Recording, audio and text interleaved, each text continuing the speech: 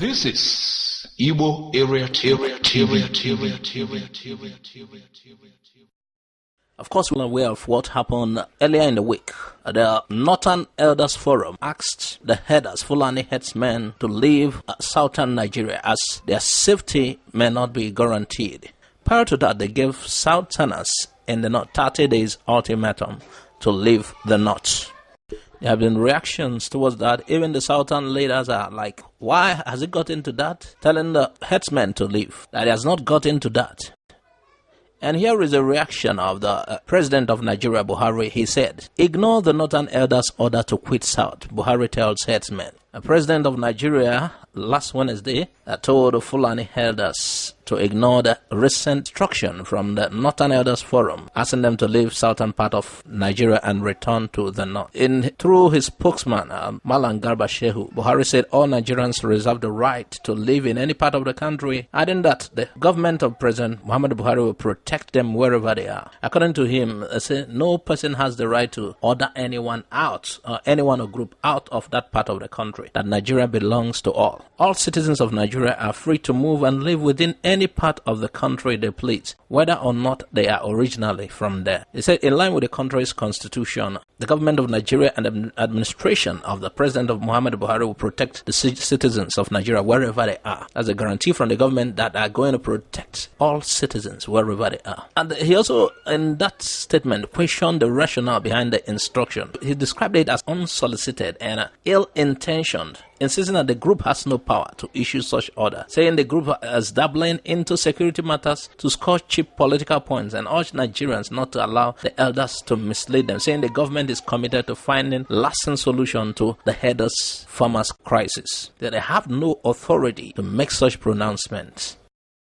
Following the controversies trailing the suspended rural grazing area, Ruga, a project sponsored by the federal government for the Fulani headsmen, Anambra State have launched their own cattle rearing business in a big scale called Igbo.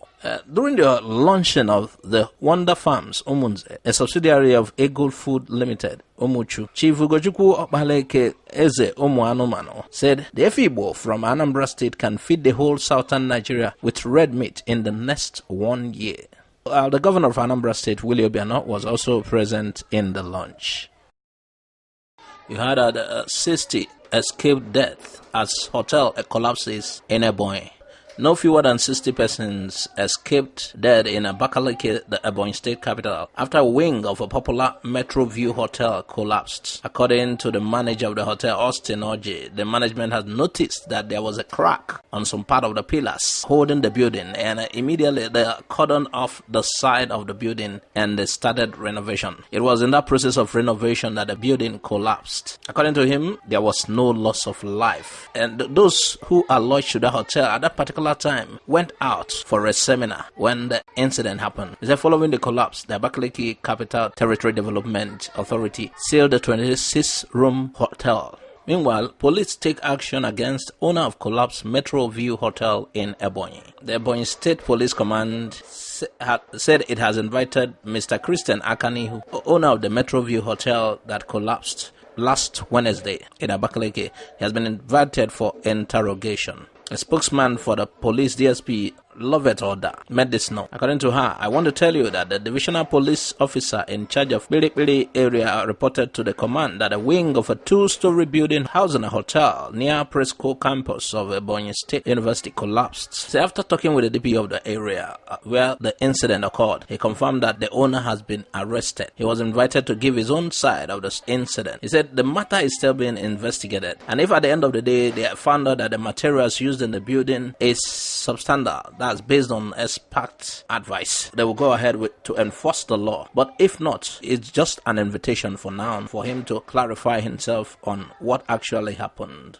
I have been in a place at a particular time during the construction of a building. It was at the level they were doing the decking. Yeah, I was in Lagos then. I got a tip-off from one of the workers who came to eat in the same restaurant, which was around the place where I normally eat then. he was chatting with another person and they said, look at what this contractor is doing. He is trying to manage materials for this building. He is economizing money. He wants to save money and he's not using the right quantity to fix this building. We are afraid this building might collapse in the future. You could imagine that. You understand? They already know what is happening. They are part of that construction work. They knew this is wrong. They know what is required for that building. But a contractor is trying to save money.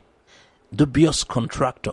So, we hope this will not be the case. Meanwhile, police investigation continues.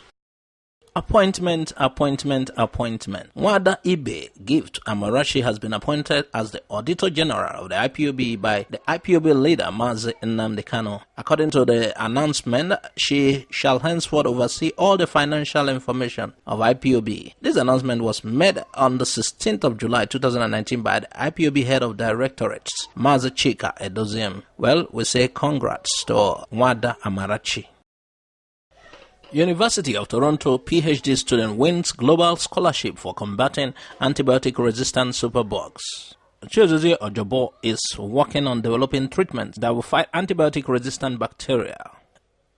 Growing up in Nigeria, one of Chidozie Ojoboh's most visceral memories was the death of his older sister, Ginika, who died of typhoid fever in 1999. Her death caused me, according to him, want to understand what typhoid meant, organism that caused the disease, how it was disseminated, and so on, says Ojoboh, who would go on to study microbiology at the University of Nigeria. His curiosity about infectious diseases became a passion, and his master's education led to the study of phage therapy using viruses to treat bacteria. In particular, he uses tylosin, built from part of viruses to defeat the bugs. Thinking that my sister may have been infected by a resistant strain that wouldn't bow to antibiotics that were administered to her got me more interested in the phage therapy, says Ojoboh, a PhD candidate in the lab of Alan Davidson, a professor of molecular genetics in the Faculty of Medicine. Ojoboh set out to understand the molecular processes of diseases with an interest in diagnosis and how diseases metabolize in the body. His drive to combat infectious diseases and subsequently superbugs got the attention of Empower Financing, a Washington D.C. based company that offers loans to international students. Ojoboh was named one of the 4 winners of the Global Citizen Scholarship this past spring. He's the first Canadian university student to win the scholarship. He was picked by Empower staff out of 1,121 eligible applications, which the site has a record number of applicants. The $5,000 scholarship was awarded on the strength of applicants' essay submissions.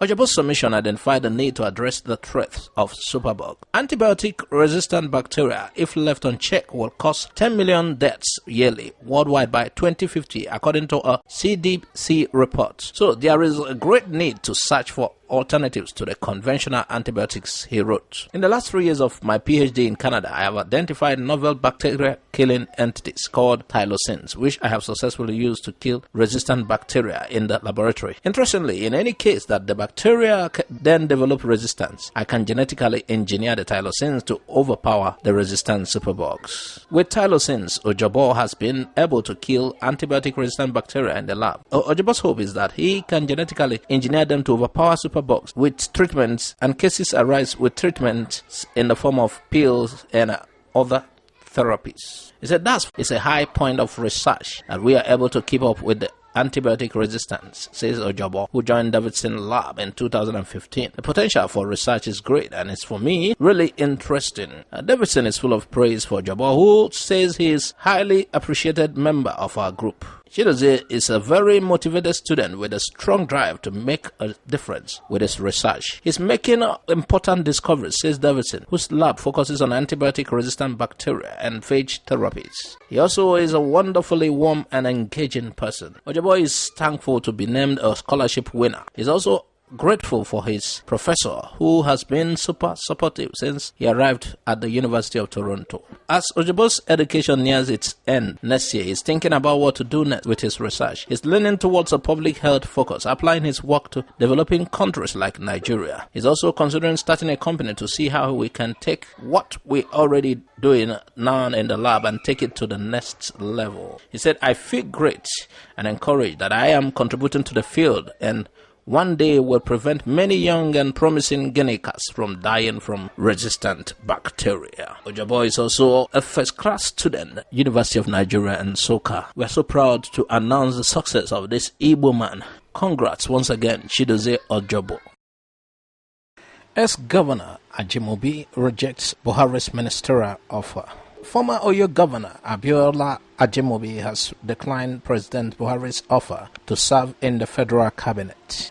Ajimobi served as Oyo Governor for 8 years. He has turned down the offer to serve President Muhammadu Buhari's second-term cabinet. Nigeria's list of ministers is often dominated by members of the governing political party, and Ajimobi, 69, of the governing APC, has politely told the president that he would be passing up the opportunity to represent Oyo in the cabinet. While rejecting the offer, he offered to recommend younger people to fill in the role, and he said he did this in line with continuous drive to see the offices are maximized, especially by younger generation. As a statement leader of the APC, and having seen the younger people do remarkable things, he said he was privileged to nominate others to fill the role. Ajimobi was part of the delegation that visited Buhari in London during one of his medical vacations.